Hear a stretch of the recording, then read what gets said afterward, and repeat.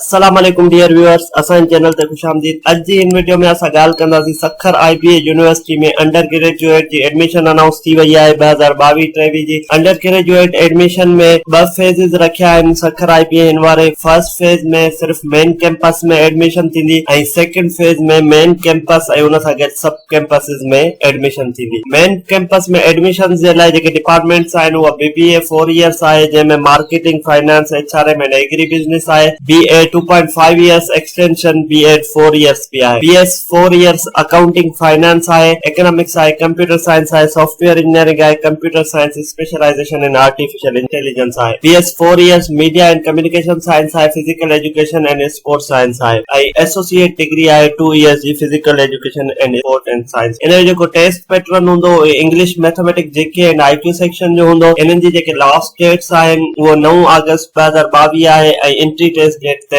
अगस्त 2022 आहे। Taste venue phase 1 जो Sukkur IBA main university campus हूंदो ऐं इन में अप्लाई करण जे लाइ एडमिशन फी आहे 1500 रुपए जी। अप्लाई ऑनलाइन एडमिशन पोर्टल ते थींदो। apply.iba-suk.edu.pk ते तव्हां इन ते अप्लाई कंदा। और फेज 2 में जेके डिटेल्स आहिनि, मेन कैंपस में BE इलेक्ट्रिकल इंजीनियरिंग आहे 4 years, electronics, power and communication में। BE कंप्यूटर सिस्टम इंजीनियरिंग आहे 4 years, BE energy system engineering आहे 4 इयर्स, BS 4 इयर्स मैथमेटिक्स आहे। इन जो जेको टेस्ट पैटर्न हूंदो इन में इंग्लिश, मैथमेटिक्स एंड फिजिक्स जा MCQs हूंदा। सब कैंपसिस में दादू, कंदकोट ऐं मीरपुर खास आहिनि। इन्हनि में BBA 4 years marketing, finance, HRM थींदी। BS 4 years computer science and software engineering. उन खां अलावा IBA IIT खैरपुर आहे, जंहिंमें associate degree 2 years leading to BS 4 years CS ऐं सॉफ्टवेयर इंजीनियरिंग आहे। इन जो test pattern English, mathematics, GK and IQ section हूंदो। फेज 2 में लास्ट डेट अप्लाई करण जी 15 अगस्त आहे। एडमिशन टेस्ट 18 अगस्त आहे। हाणे असां हिते URL सर्च कयूं था apply.admission.iba-suk.edu.pk।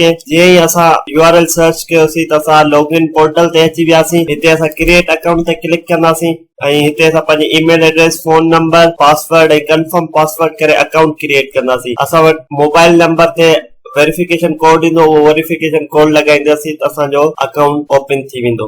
उन खां पोइ असां लॉगिन ते पंहिंजी ईमेल एड्रेस ऐं फोन जे ज़रिए लॉगिन करे सघूं था। जंहिं ते तव्हांखे वधीक सवलाई लॻे तव्हां फोन नंबर सां बि हिते पंहिंजो अकाउंट ओपन करे सघो था ऐं ईमेल एड्रेस ॾेई पंहिंजो अकाउंट ओपन करे सघो था। ही मथां मां पंहिंजो नंबर ॾेई ऐं हेठां पासवर्ड लिखियो आहे। हाणे असां लॉगिन था कयूं। जीअं असां लॉगिन कयोसीं त असांजो अकाउंट ओपन थी वियो ऐं ही प्रोग्राम्स जेके ओपन आहे उन्हनि जे बारे में अचे थो।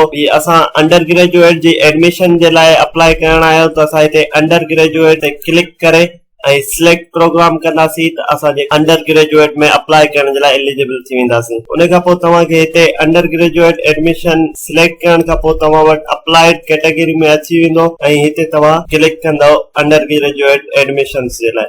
जीअं ई तव्हां हिते क्लिक कंदव त हिते तव्हांखे 0% थो ॾसे, माना तव्हांजी अञा एप्लीकेशन 0% फिल्ड आहे। तव्हां ही पंहिंजी एप्लीकेशन फॉर्म फिल कंदा। जीअं तव्हां फॉर्म फिल कंदा वेंदा, सेव एंड कंटिन्यू कंदा, तव्हांजो फॉर्म फिल थी वेंदो। पोइ चालान जनरेट थी वेंदो ऐं उहो चालान तव्हां पे कंदा, तव्हां IBA सखर में एडमिशन जे लाइ एलिजिबल थी वेंदा ऐं पोइ तव्हांजी एंट्री टेस्ट थींदी। जेका डेट्स ॾिनल आहिनि उन्हनि ते होपफुली तव्हां सिलेक्ट थी ऐं तव्हांजी IBA सखर में एडमिशन थी वेंदी। उमेद था कयूं तव्हांखे सम्झ में अची वेंदो IBA सखर में जेके एडमिशन्स आयूं आहिनि उन्हनि में अप्लाई कीअं कबो। मज़ीद इंफॉर्मेटिव वीडियोस जे लाइ असांजे चैनल खे लाइक कयो, सब्सक्राइब कयो, जीअं असांजी ईंदड़ हर वीडियो मां पहुची सघे। अल्लाह हाफ़िज़।